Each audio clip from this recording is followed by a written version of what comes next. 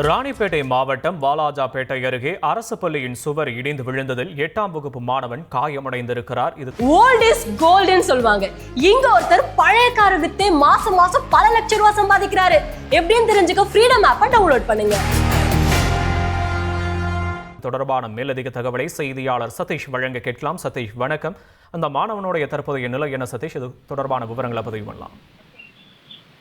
ராணிப்பேட்டை மாவட்டம் வாலாஜாபேட்டை அடுத்த தென்கடப்பந்தாங்கல் கிராமத்தில் ஊராட்சி ஒன்றிய நடுநிலைப்பள்ளி செயல்பட்டு வருகின்றது. இந்த பள்ளியில் நூற்றுக்கணக்கான மாணவிகள் கல்வி பயின்று வருகின்றனர். இந்த நிலையில் அதே பகுதியை சேர்ந்த ஹரிஷ் என்ற 8ஆம் வகுப்பு பயிலும் சிறுவன் வழக்கம் போல பள்ளிக்கு வந்துள்ளார். மதியம் உணவு இடைவேளையில் உணவு சாப்பிட்டு விட்டு தனது நண்பர்களுடன் பள்ளி வளாகத்தில் விளையாடி கொண்டிருந்தார். அப்போது எதிர்பாராத விதமாக திடீரென பள்ளியின் சுற்றுச்சுவர் இடிந்து விழுந்துள்ளது. இந்த சுற்றுச்சுவர் மாணவனின் மீது விழுந்ததில் அவருக்கு தலையில் பலத்த காயம் ஏற்பட்டுள்ளது. இதனை அறிந்த ஆசிரியர்கள் 108 ஆம்புலன்ஸ் ஊழியர்களுக்கு தகவல் தெரிவித்த நிலையில் அங்கு விரைந்து வந்த ஆம்புலன்ஸ் ஊழியர்கள் மாணவனை மீட்டு சிகிச்சைக்காக அருகில் இருந்த வாலாஜாபேட்டை அரசு தலைமை மருத்துவமனையில் அனுமதித்தனர்.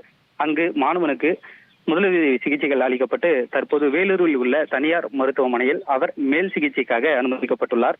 மாணவனுக்கு பலத்த காயம் ஏற்பட்டுள்ளதால் அங்கு தொடர்ந்து அவருக்கு சிகிச்சை அளிக்கப்பட்டு வருகிறது.